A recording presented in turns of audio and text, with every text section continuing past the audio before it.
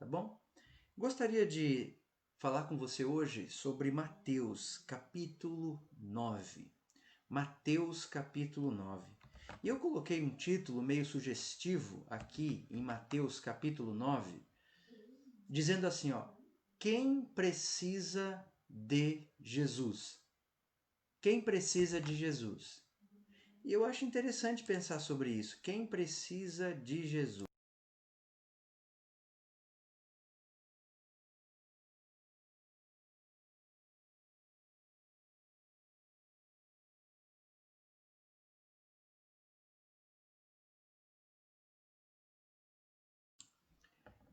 Tirando alguns ruídos aqui, né, externos. Boa noite, seu Almiro. Boa noite, irmã Miriam. Boa noite, Dona Edileia.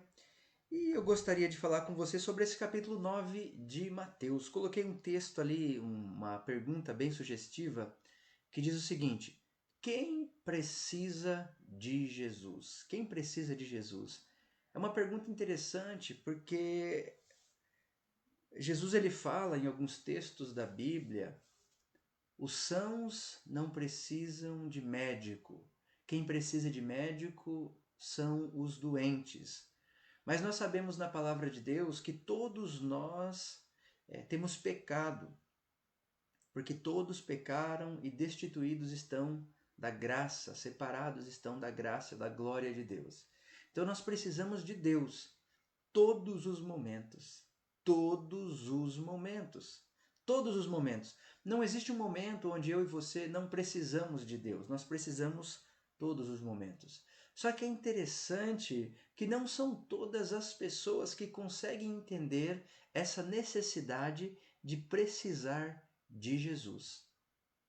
Não são todas as pessoas que conseguem ver a necessidade de ter Jesus em todos os momentos da vida.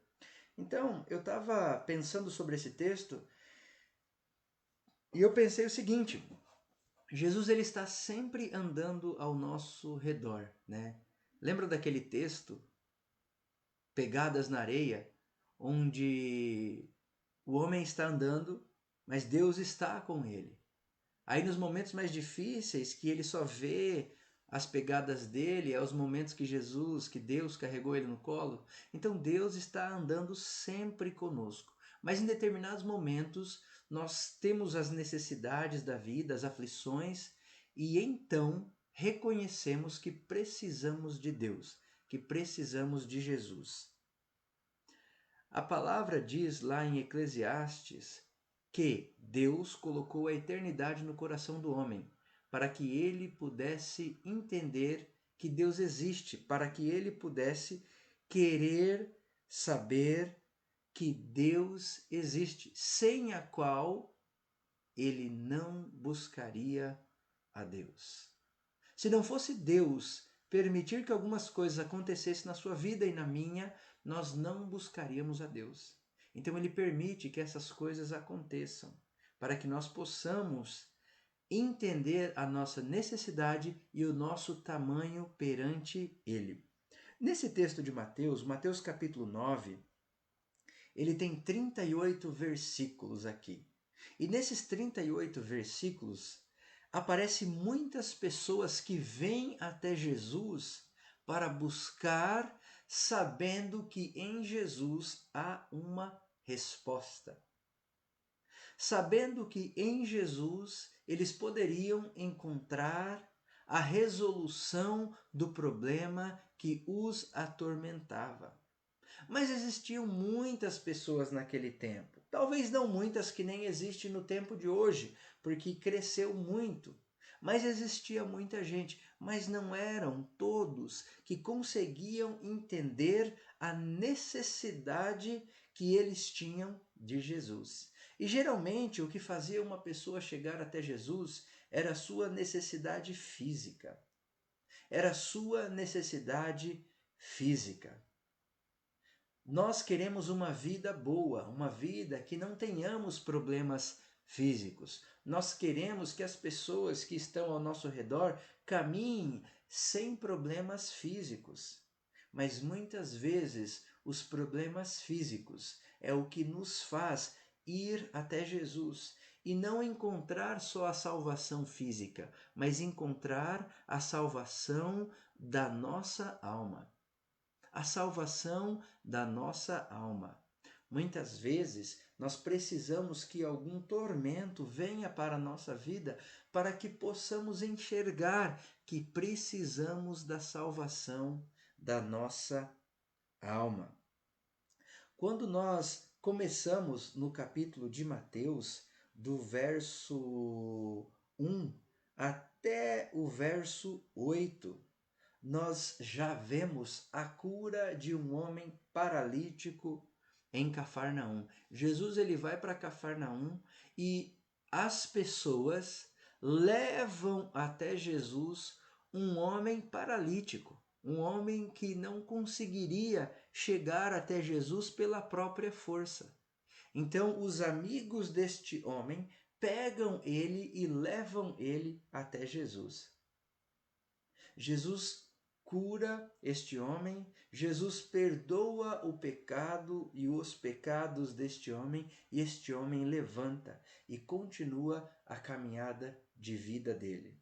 Logo depois do versículo 9 até o versículo 13, quando eu estava lendo, eu estava tentando pensar, puxa, esse texto é um texto de cura, é um texto de libertação, mas aqui, o que tem com Mateus, né? Mateus ele estava bem, ele estava na coletoria e dentro da sociedade da época esse cara era um cara financeiramente muito bem. Ele não tinha necessidades, talvez igual eu e você temos. Ele estava muito bem. Puxa vida, Mateus na coletoria ganhando dinheiro. Só que Jesus, ele salva Mateus da vida sem Jesus, da vida sem Deus que ele tinha.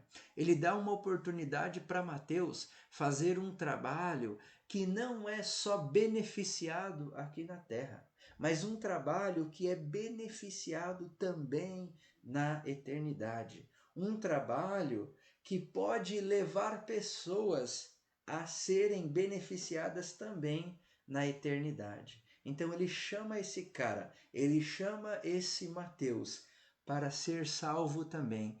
Mas salvo do que, pastor? Ele não era um homem leproso, ele não era um endemoniado, ele não era cego, ele não era paralítico. Mas a partir do chamado de Jesus, quando ele responde, ele tem uma vida tão satisfatória que talvez ele nunca teria tido antes, mesmo com a quantidade de dinheiro que ele tinha. Eu acho interessante que quando nós falamos em dinheiro, nós pensamos assim: puxa, se eu tiver mais dinheiro, eu serei mais feliz. Mas é interessante que aquela pessoa que tem bastante dinheiro, ela pensa assim: puxa vida, esse tanto de dinheiro e eu não sou feliz. Este pensar que talvez ter o que o outro tem trará felicidade para você, meu irmão, isso não é verdade. Você e eu precisamos ser salvos por Jesus, porque só Ele pode trazer a alegria da salvação, a alegria da vida, a alegria da eternidade. Aí, continuando, tem o jejum, né? Que eles falam, poxa, mas os discípulos de João estão jejuando e os discípulos dos fariseus também estão jejuando, mas os seus discípulos não jejuam. O que está acontecendo aqui? Eles precisavam entender que o melhor da vida estava ali com eles.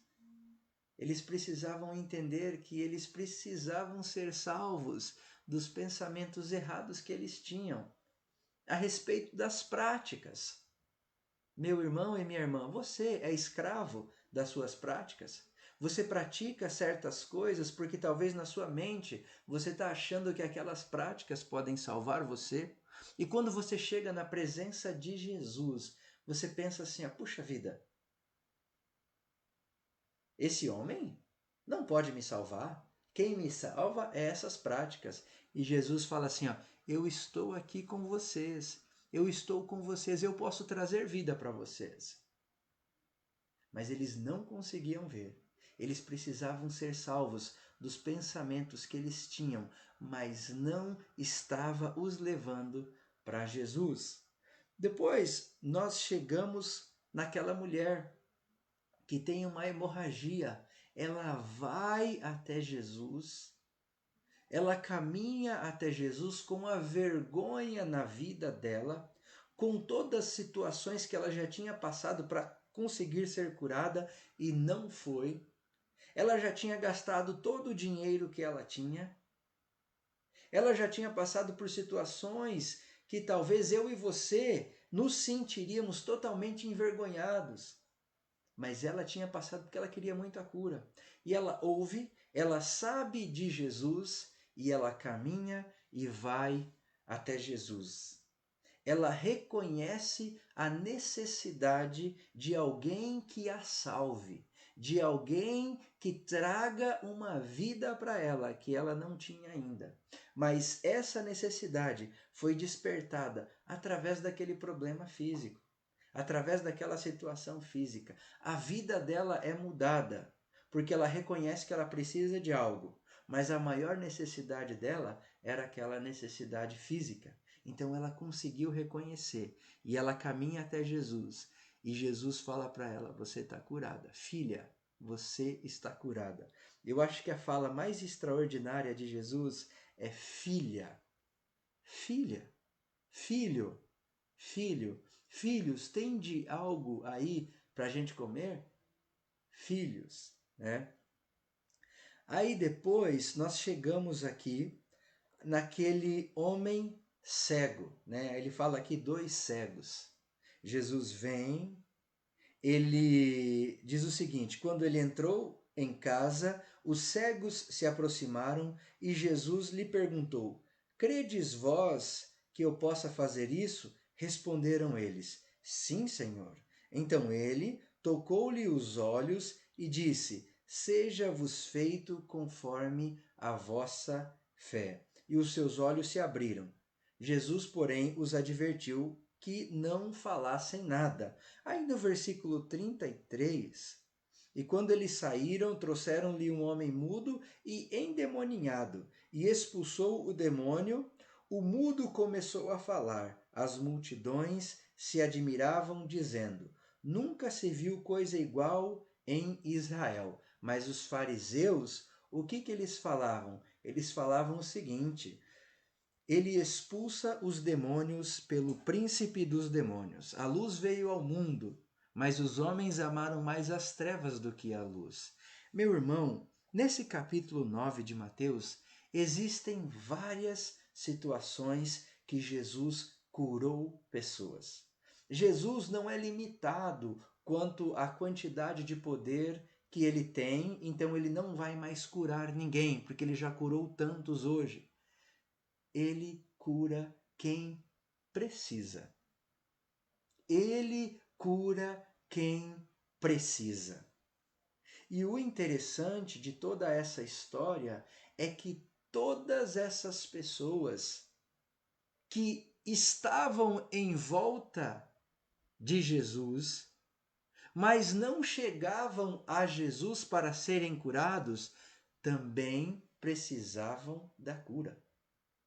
Todas essas pessoas que de repente estavam falando que Jesus era um mercenário, que Jesus ele estava curando com o poder de Beelzebu, eles também precisavam da cura. Eles também precisavam que os pecados deles fossem perdoados. Eles também precisavam ser libertos da vida de ganância, da vida de desejo desenfreado pela carne. Eles também precisavam, mas eles não conseguiam ver. Eles achavam que estavam bem por causa dos seus rituais, por causa da maneira que eles andavam e se comportavam. Eles achavam que não tinha problema com eles. Eles achavam que a caminhada deles estava muito tranquila, por causa que eles não tinham os problemas que os outros têm. Eu gosto de falar para as pessoas que a gente sempre mede a nossa vida pela pessoa que está pior. pela pessoa que está pior. Ele fala assim: eu estou bem, eu não estou roubando, eu não estou matando, eu não estou adulterando. O padrão da pessoa, geralmente o padrão do ser humano, não é Jesus. O padrão do ser humano não é andar conforme Deus fala, é conforme o pior. Então, se ele não estiver como o pior, então tá tudo certo. Então não tem problema. Geralmente, a pessoa acha que tá bom, mesmo que ela está longe de Deus, até o momento que uma situação muito difícil chega até ela. Quem precisa de Jesus? Quem precisa de Jesus, meu irmão, é todos. Não era só aquelas pessoas que foram curadas. Não era só aquelas pessoas que voltaram a ver, que voltaram a caminhar, que o demônio saiu do corpo. Todos precisavam de Jesus, mas só alguns conseguiam enxergar a necessidade que eles tinham. É uma dificuldade muito grande para nós que de repente já somos da igreja entender que precisamos de Jesus todos os dias, que precisamos que Jesus tire a venda dos nossos olhos, tire as escamas dos nossos olhos, toque em nós. É muito difícil entender que precisamos de Jesus para nos curar. Então seguramos em tudo que podemos, até chegar um momento que não podemos mais segurar, mas talvez já tenha um estrago muito grande acontecendo na nossa vida. Que Deus possa curar você, que Deus possa tocar na sua vida, mas você precisa dar esse passo e dizer assim: eu sou quem precisa de Jesus, eu preciso ser liberto, eu preciso ser curado, eu preciso ser restaurado. Minha vida precisa ser mudada através da vida de Jesus. Que Deus abençoe a sua vida.